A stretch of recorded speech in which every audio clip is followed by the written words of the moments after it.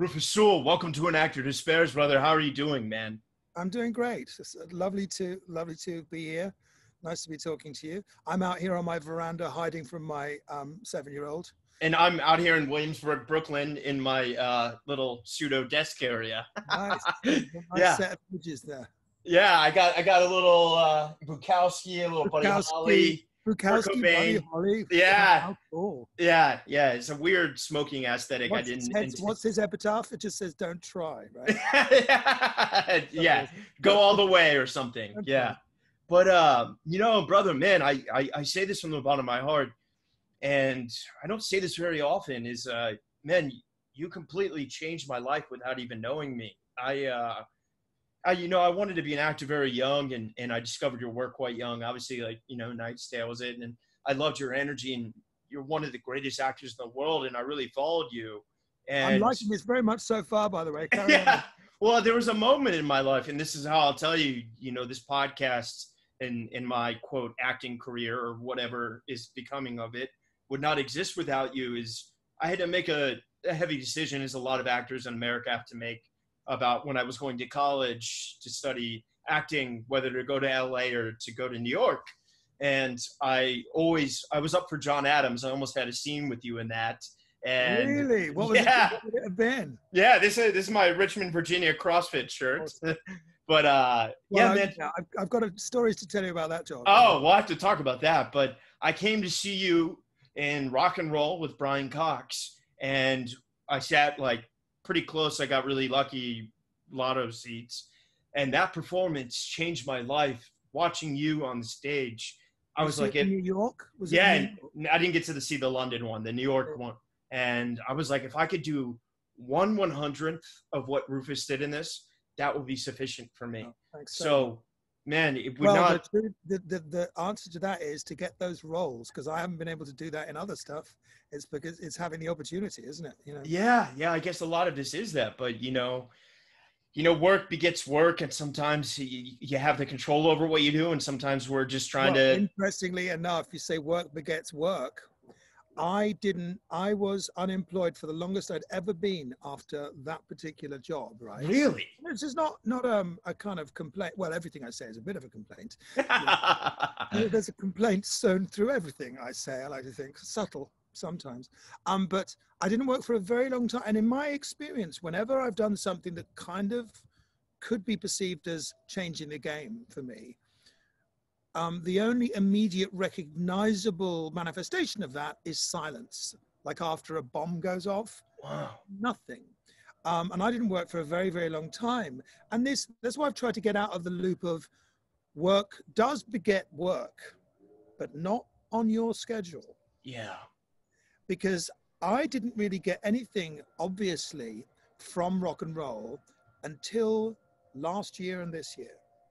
Really? And the 3 biggest jobs I've done recently, I'd say Marvelous Mrs. Maisel. Not big, but in terms of... Rachel Brosnahan's a close friend of mine. All right, she's wonderful. Yeah.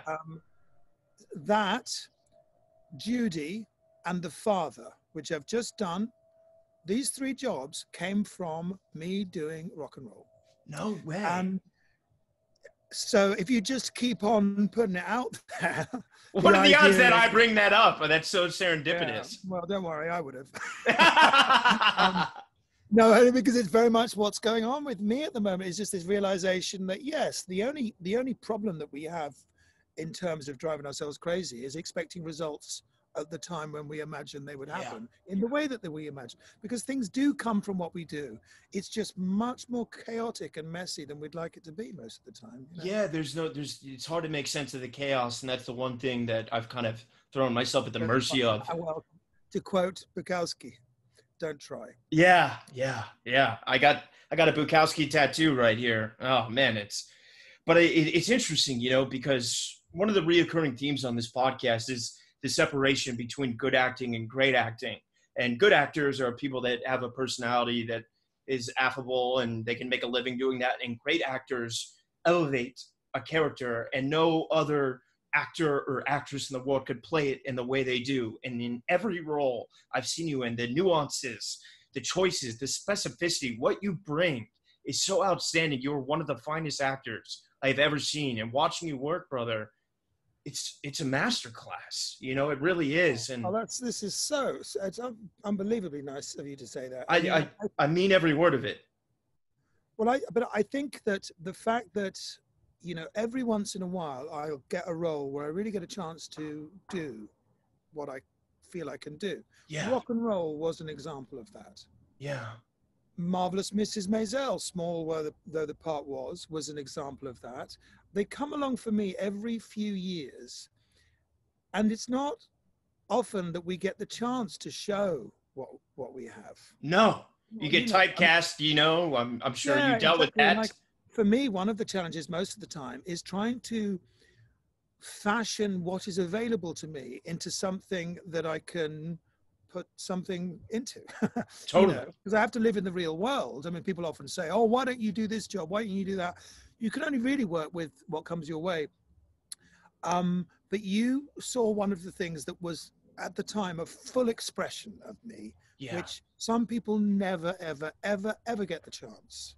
Yeah. So when I'm tempted to complain about them not coming along every year, I'd like to remind myself that I had an interesting life lesson that took many years, is that in 1995 or so, or 93, I played one of the lead roles in a Tom Stoppard play called Arcadia.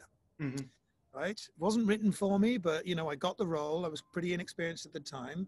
Directed by Trevor Nunn, who also directed Rock and Roll at the National Theatre. But at the time, I didn't know that wasn't just what life was like. Yeah. In terms of gratitude. So there I was doing this other show called Middlemarch at the same time, which they worked out, you know, and my level of gratitude for that in comparison to what I feel about much more minor things now doesn't really make sense on the graph. It's like I've now adjusted. There's a thing we do with our eardrums. So, like, you know, we compensate so that our head doesn't explode. If we can hear a blade of grass rustling, if we didn't have some way of compensating, we'd die when a plane went over. So we have a way of kind of bringing everything to a median. Yeah, an equilibrium of sorts. And I've learned to do that because I was lucky enough 10 years later, or possibly longer, to get the chance to do that again, to play a lead in a new Tom Stoppard play directed by Trevor Nunn. Only this time I'd had 10 years experience of not every fucking play being like that. Yeah. And not having that. And being like, I will be grateful for this. Yeah. Whatever. It takes a lot of learning, because our human nature is just to accept what we have as normal after a while, you know, good, bad, and different.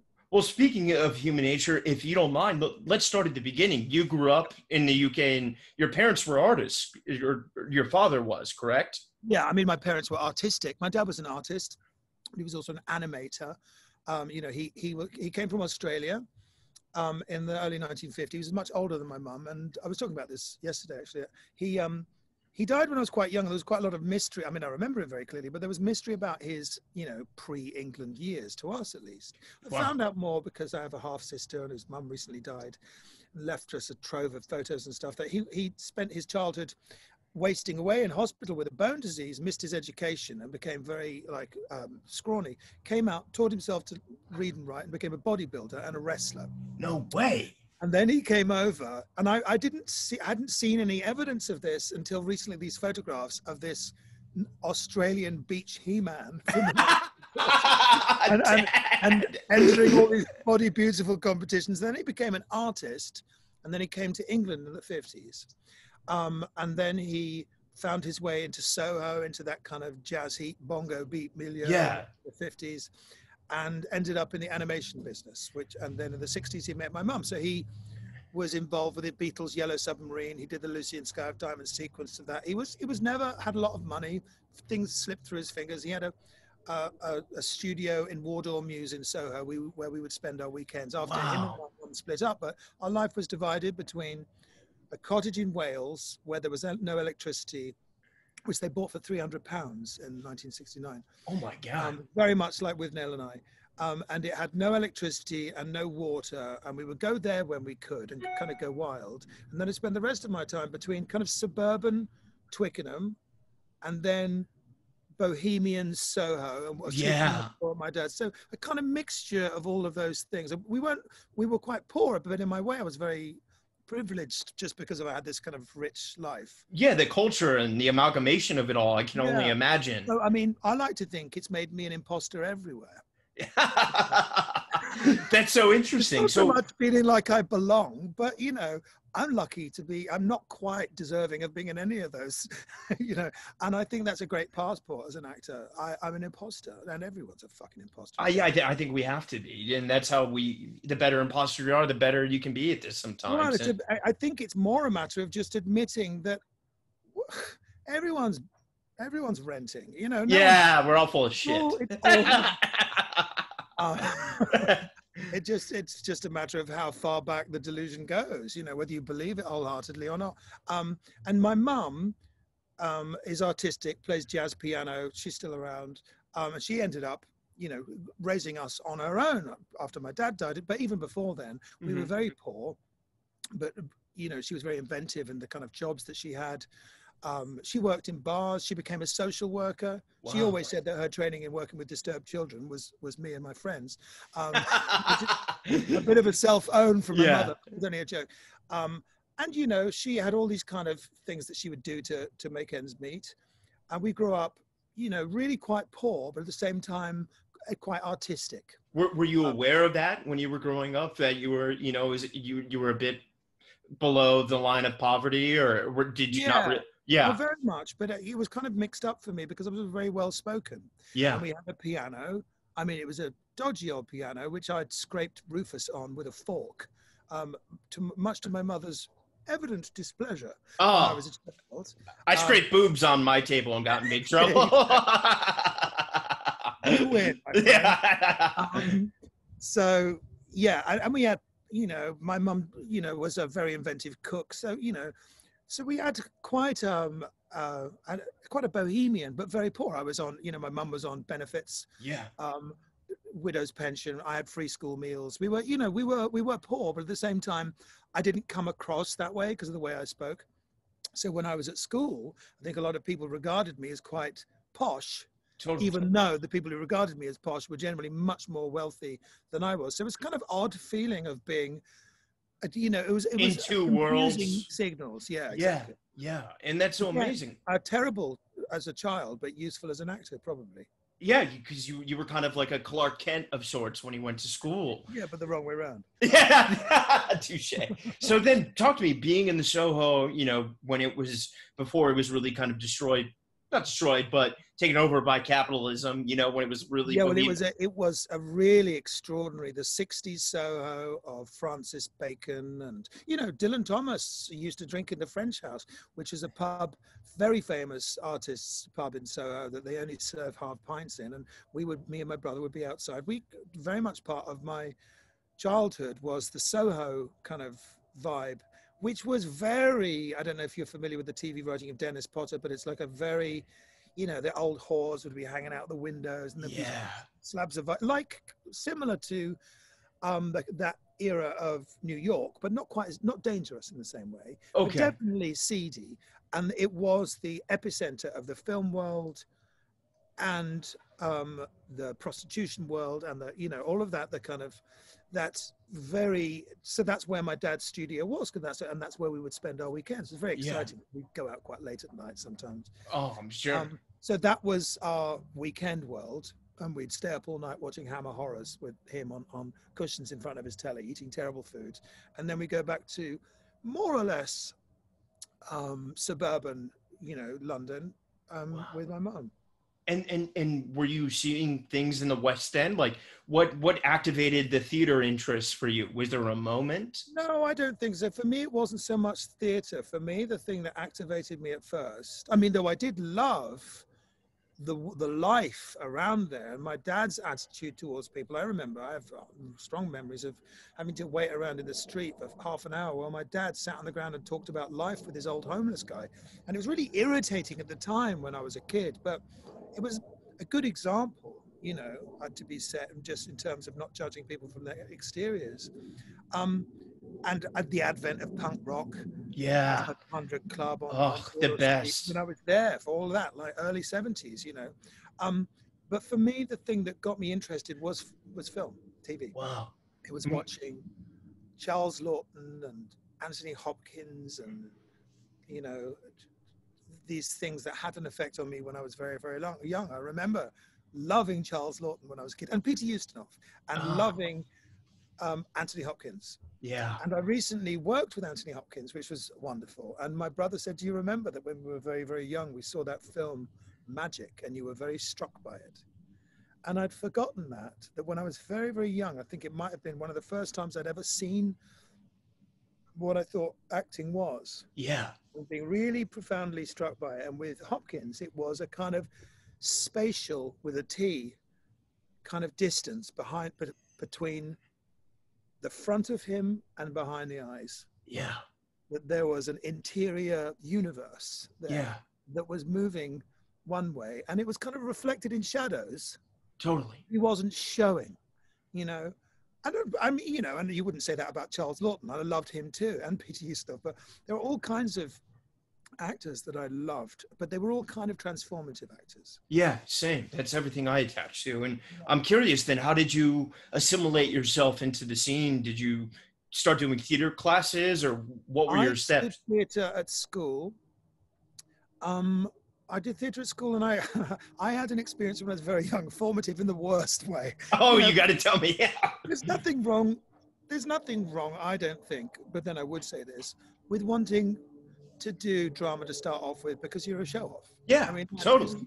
What happens is that people's reasons for doing things sometimes develop. I don't think I'd do it for the same reasons I did when I was very young. But when I was very young, they did Rumpelstiltskin at school. And I think, you know, probably when I was 7 or 8, something like that. And I got the part of Rumpelstiltskin in the school play, but I was bigger than anyone else. So they had little shoes coming out of my knees, like when Peter Sellers plays. I'm loving this. And I remember my first line. It was, "Hello, little lady, why do you cry?" And I think it's fair to say I was a fucking sensation. That's how I feel about my first Willy Loman, man. Yeah, Rumpelstiltskin was my Willy Loman. Yeah, that's amazing. And you know, like people's parents, you know, always remembered me. You know, it was like one of these things that had a profound effect on me anyway. And people would say "Hello, Rumpelstiltskin" to me for years. Yeah. And I think about 15 years ago, I was already old as fuck, okay? 15 years ago. You look 32 to me, brother. That's why I'm going to get you to play Bond at the end of this. 15 years ago, I was in Twickenham, which was my old hometown.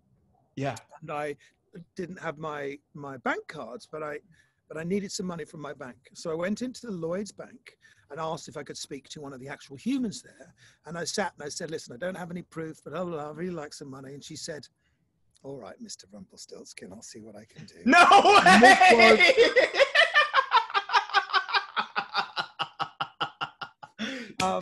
It never ends. Better than the money.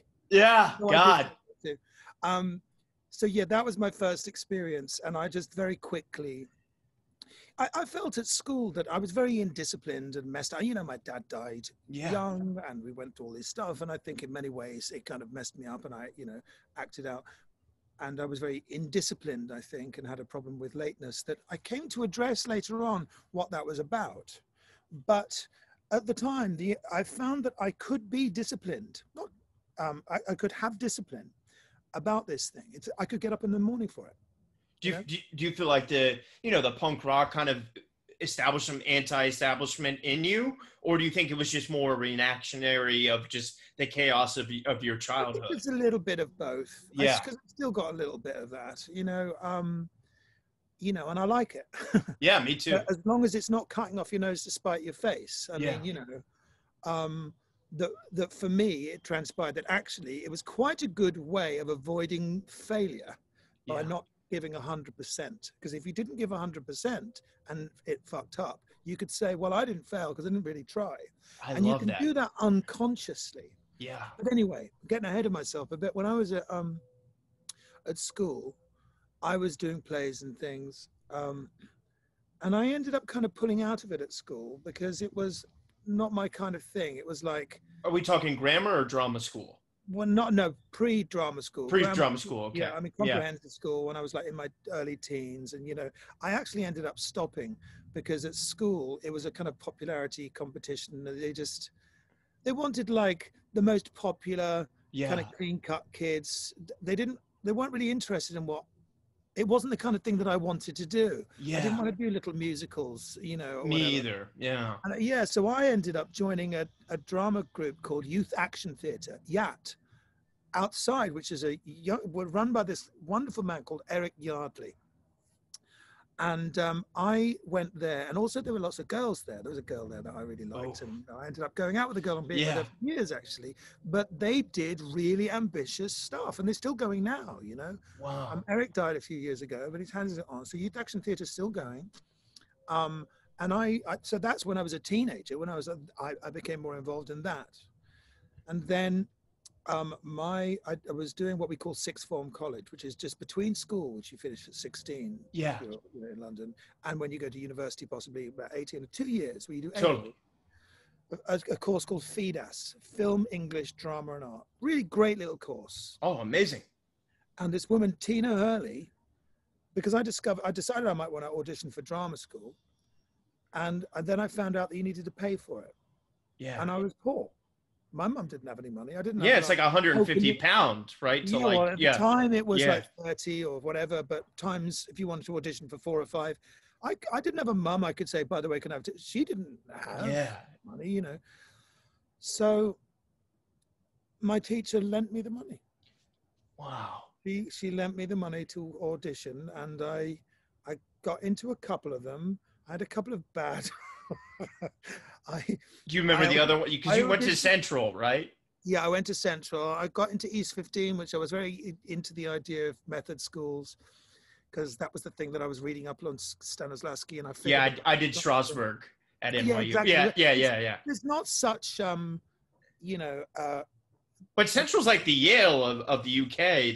There's lots of them that would say that. I mean, I'd say RADA. Central is certainly respectable, but it's considered traditional. I realize now that it was very good for me because it kind of goes down the middle, and there's room for lots of different kind of actors to find their way.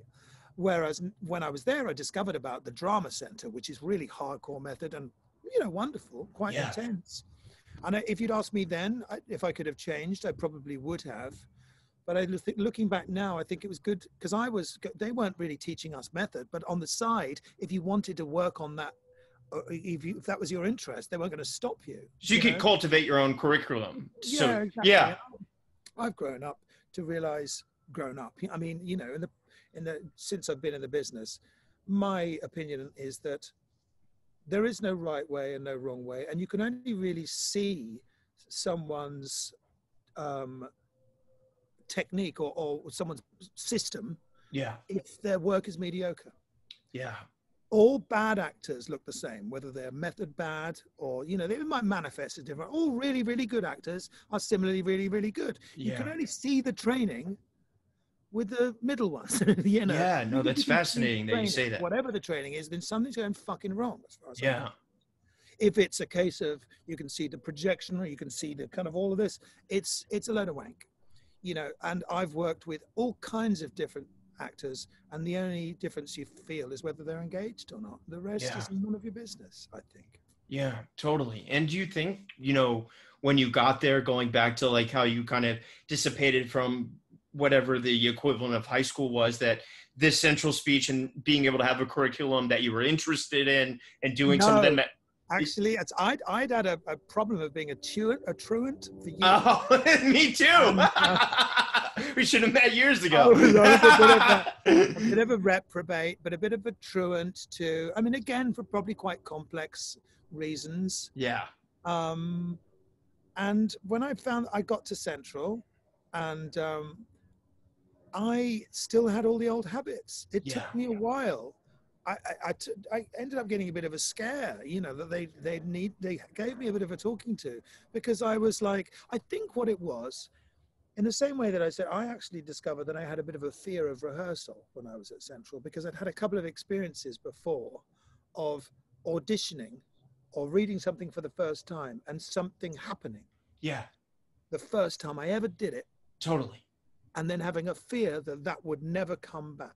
Losing the magic and trying to recreate something. Yeah, and that fear turned out to be true, because anxiety will do that. Yeah. I had an anxiety that of letting something bubble up too soon and having it, because that's all I'd experienced it before. I'd only ever done 2 performances of something, and I had a lot of experience of the first night being great and the second night being shit. So I was late, and I didn't do my work, and it took me a long time to realize it was laziness is sometimes fear in disguise. Yeah. It certainly was in my case.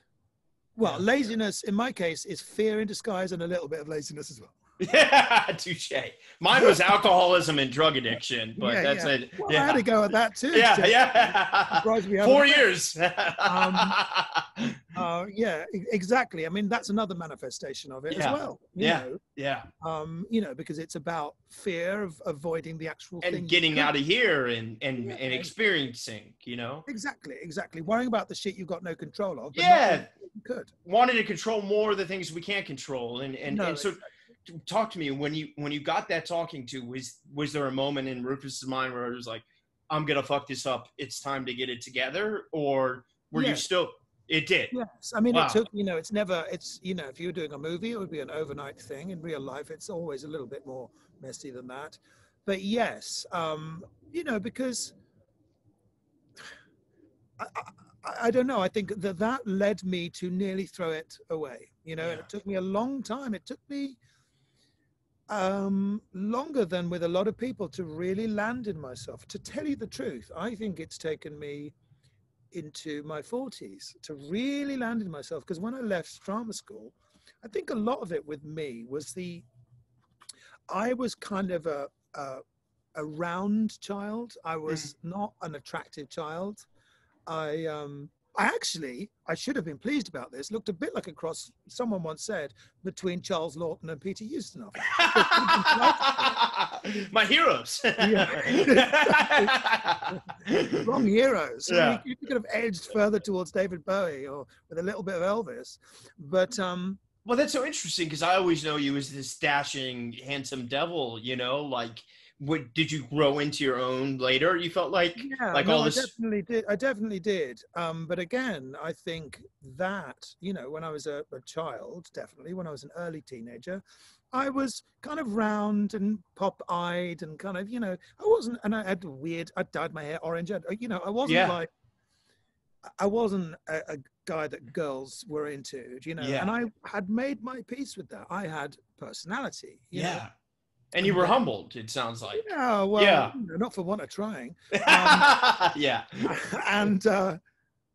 And when I was in my teens, I started to kind of change, and then people ended up changing towards me, and I found myself accepted or wanted by the group that I had decided I despised. Wow. And I found myself in the middle. So for a long time, I had a very complicated relationship towards the way I looked, because I felt like I was wearing a mask, like I was an imposter. Yeah. But that if it slipped, people would go, ugh, you know. So when I started off acting, I wasn't very comfortable playing people who were supposed to be what people thought I looked like. Yeah. I felt I had so much more to offer that wasn't. It was like being pushed into a ring with both my hands tied behind my back, because I had so much to offer, but it wasn't really represented by the kind of po-faced romantic leads that people thought suddenly told me that I should be playing. Yeah. It's taken me a few years to not worry about all that and realize that you can smuggle stuff through, you know, and that I was lucky. So things like confusing. It was confusing for me when I first went into the professional world, when people said, "Oh, you're this because of this." And I had to adapt my acting, because I was only really used to playing hunchbacks and Latvian waiters and 90-year-olds, you know, whatever. I never played myself as a kind of available, open-hearted young man. I you know, if you could have given me a limp, I might have pulled it off. But for a long time, you know, it was just a battle with anxiety, I suppose. Yeah, of course, as we all have. And do you feel like, I don't know, Zorro or A Knight's Tale was your first experience of really going in and having to accept that dashing, handsome, you know? No, it was immediate. Like I immediately, you know, the only jobs that came my way. Actually, no. When I first started, my original career actually represented the kind of career I thought I'd have. I played a heroin addict. In Dirty Weekend? No. Oh. We're in the same territory. It's interesting you made the mistake because I played a heroin addict with Patsy Kensit in a film called 21. Okay. A Scottish heroin addict. Okay. Then I played a telephone sex pest who I believed had a kind of psychotic break in Dirty Weekend. I played a working class Dublin bus driver in Man of No Importance. I played Mark Gertler, the Jewish painter. I played, these were all disparate, interesting, kind of semi-character roles. Yeah, character for sure. And then success of a kind started to narrow those things down for me. Like Middlemarch, I would say, where I was playing a young man who looked like me. And it was like a great role. But when I first started off, my first ever theatre roles, I had two at the same time. I played Denitsa, the kind of slightly dangerous Franciscan friar in The Royal Hunt of the Sun. And I played Gethin Price in a play called Comedians, who was a skinhead comedian who was like very, very hardcore and like wanted to channel hatred. These were like all really disparate, that's the kind of work that I've always wanted to do. Yeah, me too. Same. Yeah, exactly. And it's like, so you feel like, and I'm actually more free playing parts like that than I was originally playing what people thought I was like. Because you get into this thing of, okay, so what do you think I'm like? These are kind of youthful struggles. I don't give a fuck now. But that's because I went through you've got to find your way through that. And as you started to, work your way through the UK and build up, when did the American kind of studios start showing interest in you? What was the activation in the project that because I feel like it really happened for you and you just had all those like 90s and 2000 movies, I don't know. I think Middlemarch was a TV show that, because it was on PBS, what I've done, I think that got me known there. And then 21 was a film that, though it didn't really, play anywhere, it was at Sundance and people saw me in that. So I was going back and forth to Los Angeles. You were? Well, I mean, I went for a PBS tour and I went, for a day or so. So I'd met people in Los Angeles. Don't know what it was, but I was doing English films. For me, it was Dark City, really, I think. I got two jobs and I did them back to back, neither of which were hits. Dark City, which is now regarded as an interesting and a cult film, but at the time, because it was difficult to quantify, i.e. difficult to sell, right? If you'd seen the trailers at the time, you'd think it was a Bruce Willis film, except tragically missing Bruce Willis. They did, it's very hard to sell something that's kind of esoteric and kind of German expressionist like that. Yeah. So you have this kind of in a world kind of voiceover. Like, I know exactly what you mean. Yeah. But the problem with a thing like that is you hook in a load of people who aren't going to like it. Yeah. So that and Dangerous Beauty, which was originally called The Honest Courtesan, which still irritates me that they got rid of that title. Yeah, it sounds like a great band too. Yeah. Exactly. And I remember one of the executives explaining to my agent, I said, why change it from The Honest Courtesan, which was the name of the book it's based on, to Dangerous Beauty? And they said they're worried that people will mix up courtesan with cortisone. And I said at the time, learn a fucking word. Yeah, it's like saying, what's your name? Oh no, I can't learn a new name. Yeah. Can your name be John? I mean, art is supposed to challenge you. You know what I mean? Like yeah, a little bit, or it was at one time. So I did those two, which started me and kind of slowed me down at the same time, because neither of them were hits. It kind of got me known, but it didn't lead. There's one of the eventual advantages in terms of me as an actor, and also me as a kind of successfully operating human, is the fact that in my case, success has come and gone in drips and drabs with a kind of equal oscillation over the years. That there has never been one big moment and then plain sailing. There's been okay, things are good. Oh, they're not so, oh, things are easy. Things are less easy. Things are, and I suppose in terms of people generally knowing who I am, that's slowly gone up, but it's never really, I'd say every 4 or 5 years, the pattern's pretty much the same, Interesting. that the difference now is I've decided not to sweat it too much, is that, as I said, when I do something that I would expect will change the way I'm perceived, it just means unemployment until I'm offered another upper class baddie. Yeah. And how long that takes will be a measure of how tempted I am to do it or not. But the big difference for me in terms of my happiness is deciding not to give a fuck about what people who I don't care about think. And unfortunately, one of the complex things is in our business, our fates can be in the hands of people whose opinions we don't care about, but all the time. But we need to. So I realized that at one point I was not obsessing with, but concerned, certainly overly concerned with what a certain group of people thought of what kind of actor I was, because it seemed to be affecting me. Yeah. And then I realized that I wasn't worried about people who I respected, because people I respected, I kind of feel they get what I do, They knew better. Might not necessarily result in work. Yeah. But I don't worry about what they think. Yeah. I was worried expressly and specifically with the opinions of people whose opinions I don't give a fuck about. Yeah. Yeah. I totally understand. That was my thing, Yeah. And the realization that, it doesn't make any difference, because one of the things that's happened with me is I've become very attached to a sense of being a slight outsider. And do you think that's buoyed you in a lot of ways? Yeah, I do. Yeah. I do. But I don't want to throw it away. And one of the, I don't want to be the person who I've got used to, making my own little place, being dogged about how I work, and occasionally getting a bit of luck, whatever. But when the people, or when the world that I felt wasn't fully embracing of me suddenly welcomes me in, I don't want to chuck my food tray over my shoulder and go and sit with the mean girls. Yeah.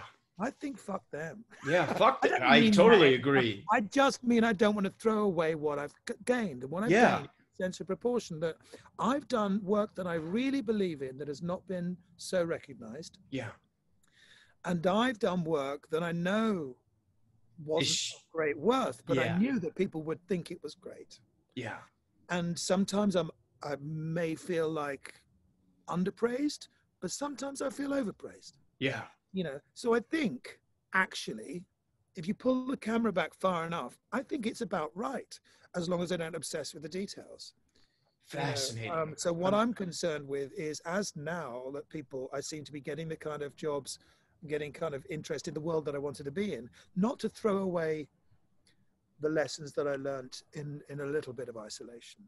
Well, like going back early on to having films like, A Knight's Tale that were global. I think at least in America, they were huge, and Zorro, you know what I mean? Like those kind of films at that point, were you, Rufus, like, okay, I can work in America as much as I can in the UK and I'd like to balance both, or was it? Not really, because with bad guys, it's a different kind of game that they don't seem to be the same kind of commodity. I mean, I remember when, and it's important to have perspective about it, but that usually there are types of roles that people see as the actors in roles. You think, oh, we can utilize that person. Suddenly you see them in everything else. Yeah. It's not often bad guys. Yeah. That the problem with being offered bad guy after bad guy is that the person who sees you, a director who sees you as a bad guy and wants to employ you as a bad guy, is generally not very bright and not very good. Yeah. Because smart people don't want to use someone who's just done it. Yeah. As far as I'm concerned. So if you're not careful, even if you are, what happens is that if you play nothing but bad guys, in my experience, they become less and less well defined. Yeah. Working with, unless you wait a good few years in between. So it's I'll happily play other roles like that if they're good enough, and most of the time they're just not. Yeah. Yeah. And so you started getting, sounds like selective, because you wanted to do I've the always been selective. The problem is, in my experience, I would be selective and think the next thing has to be good, and I would wait so long that I would end up desperate, and I'd have to end up accepting something as a bad guy potentially. Well, not that a bad guy, but something that wasn't as good as the not good enough stuff that I was turning down, because that works if the good stuff is coming in but slowly. And there have been periods when it just isn't, and that's what it's the same with most people. So in the end, you've got to live in the real world. Like, okay, let's. As far as I'm concerned, in an ideal world, great script, great part, great cast, great director, and let's say if money or location is one of those, it cannot be one of the deciding factors as far as I'm concerned. Yeah. Like a good part and a good script. Yeah. All five is a very, very, very rare thing. I've only come across it maybe once or twice in my life. Wow. Right? Yeah. Once very recently, once with The Father, which I've just done. Yeah. But you can't have everything. And it's like, if I wanted to wait for that, I just wouldn't ever work. Yeah, totally. Because I wouldn't have worked until The Father came, and The Father wouldn't have come because I'd never. Totally. So if I can approach something uncynically, because whether something fails or succeeds, or whether you fail or succeeds, is not in your hands. Yeah, it's not. What is in your hands is whether you're cynical about something. I've always believed that I can do my best because I'm not a cynic. Yeah, I'm not about my work. I really care about it. I've never been, I'll just do this for the money, because actually those times when I've been tempted to be a prostitute, I'm not very good at it. I'll accidentally pick a free one without realizing, Yeah. Sometimes I'm giving a freebie in an alley. I needed to make my money here. What do you mean it's free? Yeah. I'm just not a good whore. Yeah. It's not that I'm too moral. I just don't have the apparatus to choose my clients very well, So I may as well.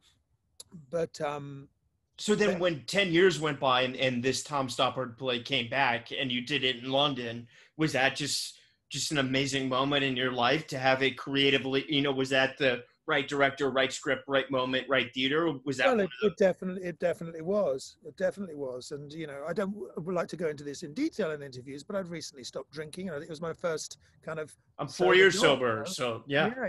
And congratulations. Thank you. And that was really extraordinary, very important for me, that the first job I'd done with a change in that kind of lifestyle had such an enormous, profound effect on me in my life, And I was incredibly grateful, grateful. And, I try to be grateful for everything now. Yeah. As I say, all these things that I struggled with in the past, I was lucky to have. It doesn't mean the struggle didn't happen. A lot of it is just about how you see yourself, how you come to terms with being an adult and your place in the world and who you are. And, I was probably more confused than most because of my childhood. But right now I'm 53 now, and I feel really, really happy to be 53. Yeah. Yeah, you look great. That I'd always suspected and hoped that it would take me a while to fully land in myself now. And the last few years, I think, since I kind of cleaned up my act and, I was lucky enough to have got by pretty well before then, actually, considering. But I do feel like I've just managed to get luckier, for it to get deeper, not always reflected in the work, but reflected in it not having to. Do you know what I mean? Yeah. It's like the best defense you can have against a mediocre career is a good life. Yeah.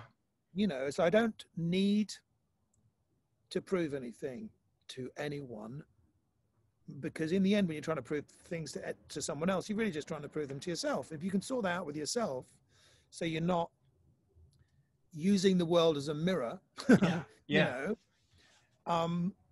so now, if someone sent me a role there was everything I said 15 years ago I never wanted to play again. If it was a sneering Victorian villain on a horse and all that, if I liked it, I'd fucking do it. Yeah. Well, I mean, talk to me about, speaking of that, like Victoria, was that just like cool to go from, being this SS guy that's, a character that's, he's human and he's flawed and he's trying to deal with, spoiler alert, having to deal with the right becoming America and, like just having this guy, Lord Melbourne, who's really just a great guy, and just wonderful for me. Yeah.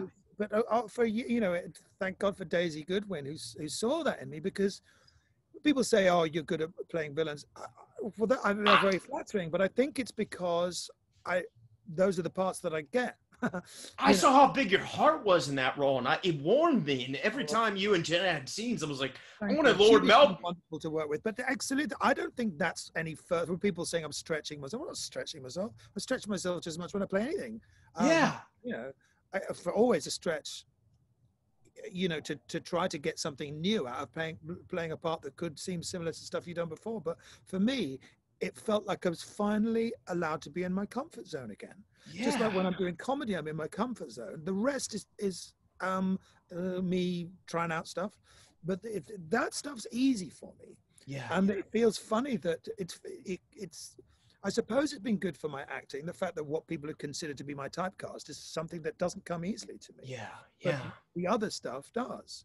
When I'm doing something like Marvelous Mrs. Maisel, or Taming of the Shrew. I don't know if you ever saw it. Did you ever see? I did a thing called Shakespeare Retold, where I did. No, I did not get a chance to see it. Henderson, which was a BBC modern language version of The Taming of the Shrew. So it's been rewritten. Me and Shirley Henderson, and my character Petruchio is it kind of.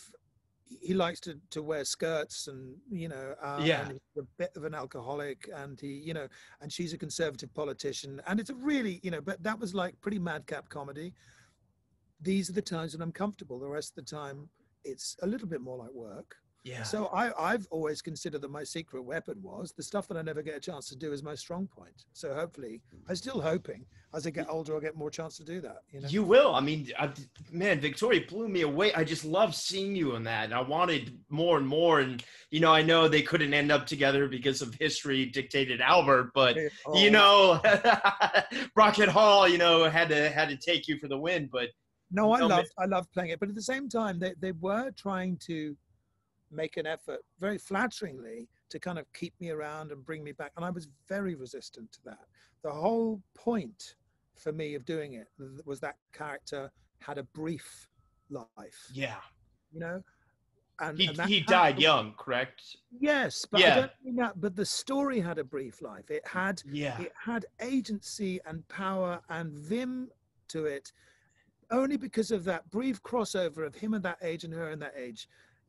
That's when it was electric. Yeah. I told them, don't keep me around as a fucking magic granny. At the end. I don't really like Queen Latifah and dispense advice every Christmas. I was like, no, I want to die. I want to, and at the end, they kind of left it open by not. I saw that. They didn't fully. I was pissed off about that. No, I'm not joking. I was, because I know, they filmed it in such a way to make it clear that I was dead, because I wanted to make it clear. Yeah. And then they hedged it. I was never going to come back. Yeah. Yeah. Anyway, still a lovely job. But well, speaking of historical, we talked about it because I was up for it. Talk to me about playing Alexander Hamilton. Was that a fun experience for you? No.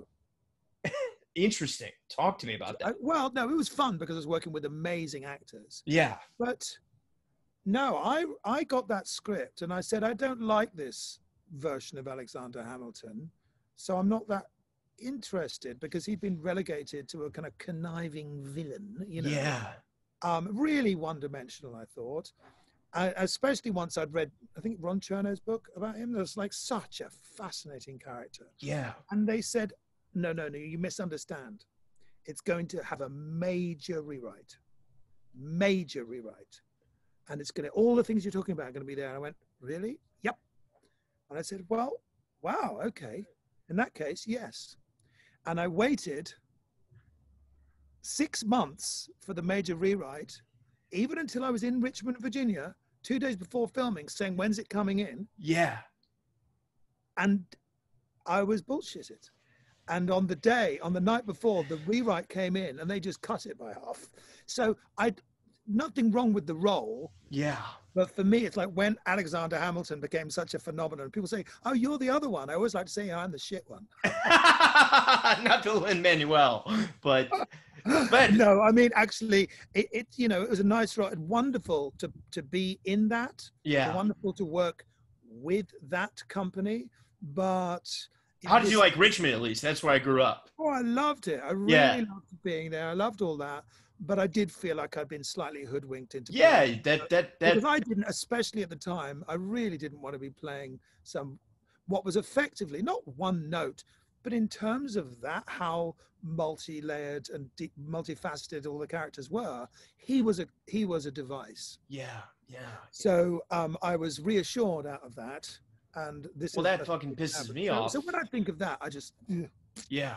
I mean, the show itself is great, but I do think, it does piss me off when I think about it. That upsets me. Well, talk to me, because you did 40 episodes of the show, between, when that ended and kind of the early mid 2000s, it started as the paradigm shift happened where, the movies that we used to love stopped getting made and television kind of became the new long form narrative.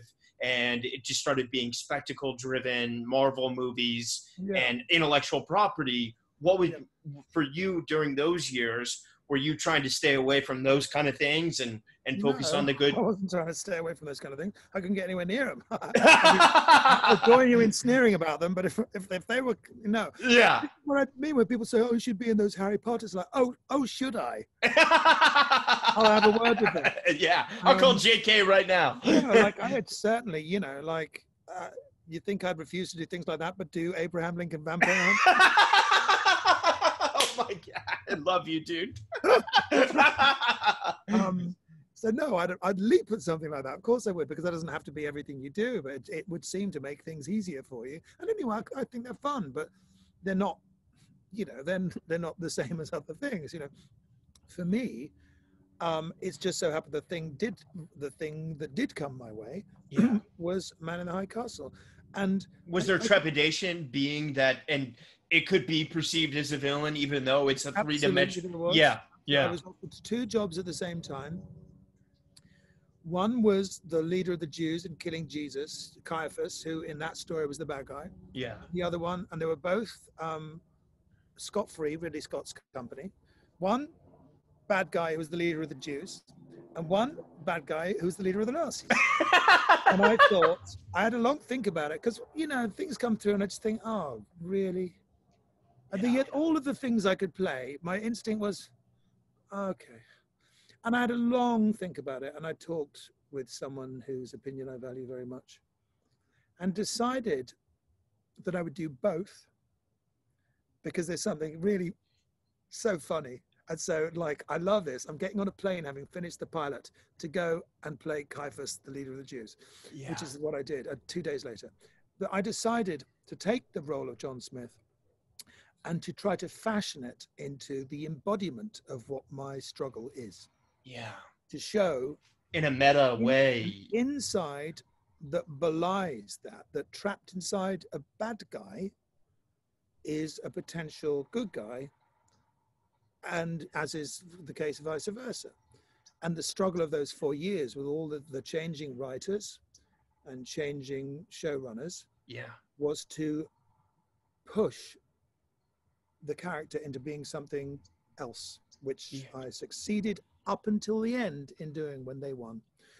But, so I basically, as much as I could, took control of who my character was. And I didn't win every battle, but I pushed and pushed and pushed and pushed and pushed and pushed, because scripts would come in which he was a one-note bad guy, and I would fight, and I would fight, and I would fight and ask for rewrites and push until eventually they started to take on my conception of the role. But then, of course, there'd be a change in regime, and I would have the same battle over and over again. With a new team. Season, in the final season, it transpired that the new regime considered their job, I think, this is my theory, to refute my idea of the character. Oh, they conspired against you.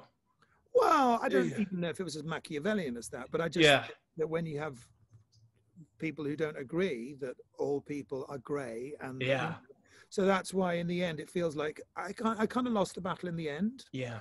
That it feels like the final episode of the show proves that he was just evil all along, which is a real bummer. Yeah. I thought that every episode the whole time and managed not to be beaten, but at the end there's nothing I could do. Yeah, but still I'm very, very proud of the work. And you should be. It's superb. It's outstanding, and I cared for him. And I don't even disrespect the people. They're very, very talented people. It's just this is what you have. It's the game. When we came to the end of it, I can't have the last word on the character, and I was allowed to play, and was given a lot of freedom and leeway and cooperation and help. At the same time, it was a struggle, but it was really. It was really satisfying, and I'm very, very proud of it. It was such excellent work, brother. It inspired me so much. And, seeing that coupled with Victoria and everything else you've been doing, Agatha Christie, you're truly one of the best in the world. And I think you're hitting this amazing stride right now, which is why I'm going to call Barbara Broccoli after this and get you to be Bond, because you so deserve it to be that righteous. I mean, the weird thing is, as I said before, that, I'm just the right age to be the last Bond. Yeah. But yes, I'm just coming up to the perfect age to be the Bond before last, probably. But when I was younger, this is, talking about being comfortable with yourself. And I never considered myself to be the Bond type, because I think one of my strengths is the fat boy, the bit not being 100% one thing, being, the little bit of irregularity, the fact that I can look weird from someone, that if I want to go ugly, I can really do it, that I'm not just one thing. And I don't think I have that innate physical thing that Bonds need. I have lots of other stuff, but it's good to know what you think you have and not. But actually, to tell you the truth, I'm a better too old to play Bond than I was a Bond when I was young enough. Well, now I've grown into someone that looks like they should have. Yeah. But when I was younger, I didn't. I didn't look like that. Touche. So I suppose, I'm very lucky that I'm kind of, that's the way, that I still look like it would have been a possibility. But when I was young, I just don't think I was the type, actually. And I'd always consider myself like 008.5 or a bad guy or something. Yeah. Jump at. I just don't think it's a natural fit. Well, I always believe in you, and I think one of the ways you'll get involved in one of those. I'm going to make sure of it. One way or another.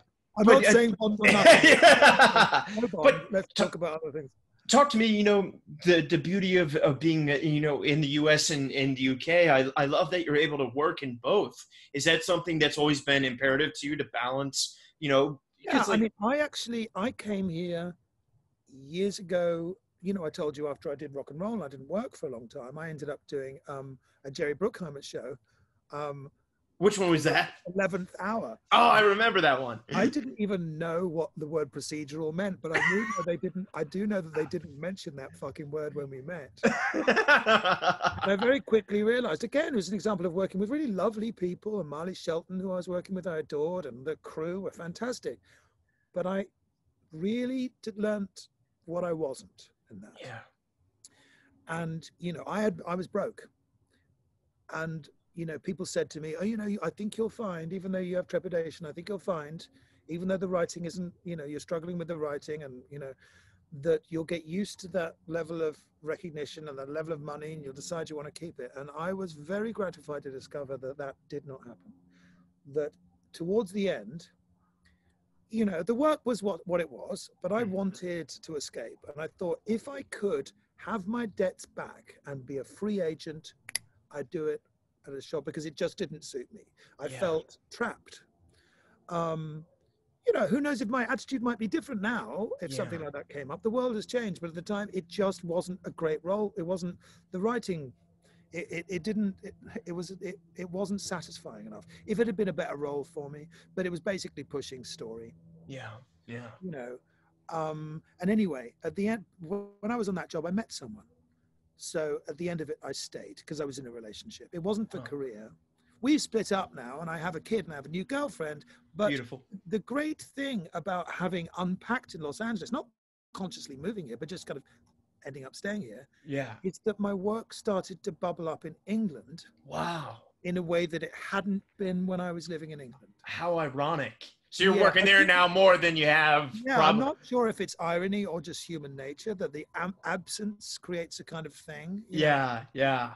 And by the same token, I learned quite quickly to tell them here that I live in England whenever they ask. I heard, poor Johnny Depp just lost a role, so I'll have to call, Warner Brothers for you right now. It's already been mad. Yeah. But yeah, so I've actually since then done, until COVID struck, done more theatre, more TV, and more English films in that period than I did in the same period when I was living in England. Wow. So I go back and forth. So it's ideal for me. That's so beautiful.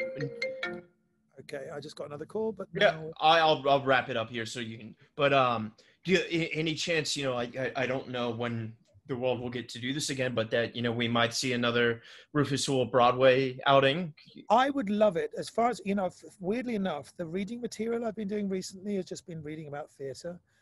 I wasn't even consciously doing it, but I'm reading about the Actors Studio at the moment, and I was reading about the Mercury Theatre before, and I just think about it all the time. The reason I haven't done a play in a while, even before COVID, is nothing great has been offered. I finished the last play I did, Art, deciding that I'd do a play every year. Yeah. If I could, but I don't know. I'm waiting for something to come along.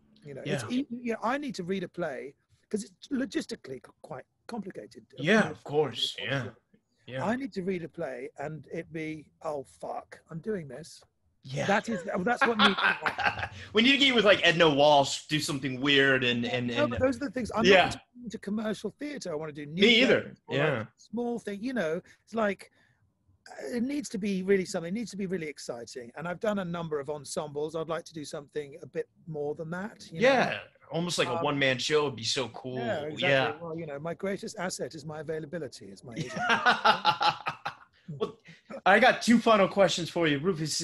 It's from the bottom of my heart, man. I could talk to you for hours. I hope you come back one day. I'd love to do this again and just. Well, I hope I one day have something else to say. No, you got so much to say. It means the world to me. And I got some gifts for you. I'll contact your rep and send them your way. But final questions here for all the young, wide-eyed Rufuses that are kind of similar to me, anti-establishment and figuring themselves out in the middle of a pandemic. Any words of advice for those actors out there that are trying to kind of figure out the way around this fucking madness that is the show business that we live in 2021? Well, yeah. I mean, I think this is advice that even if it doesn't get you a job, it'll preserve you. I think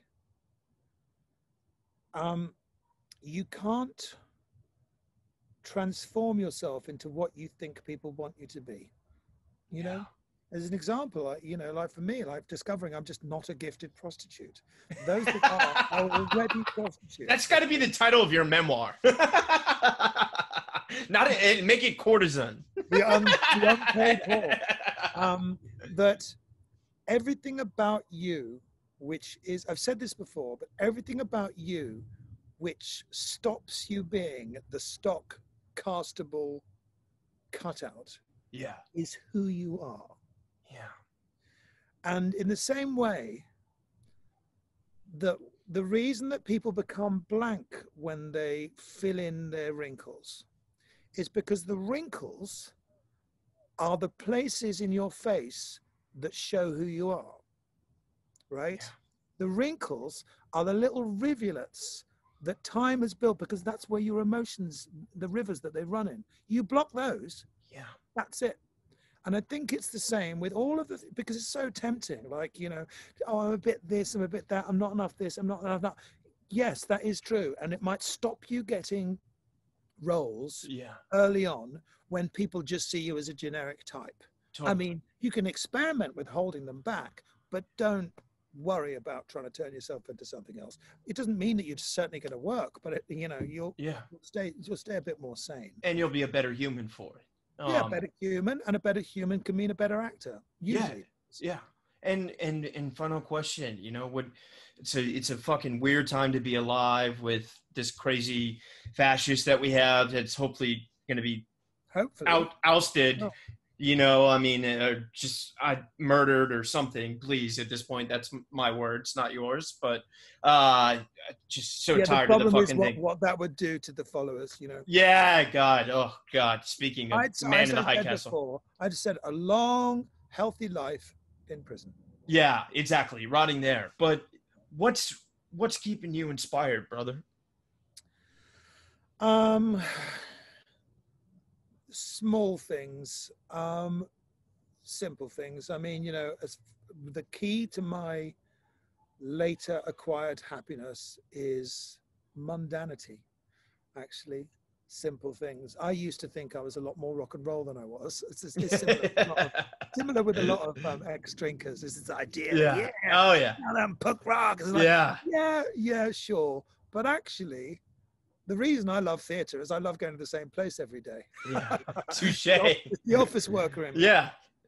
But yeah, I mean, actually, one big thing is the difference in my happiness since at least the election, even though I know that shit's still, crazy. Yeah. I'm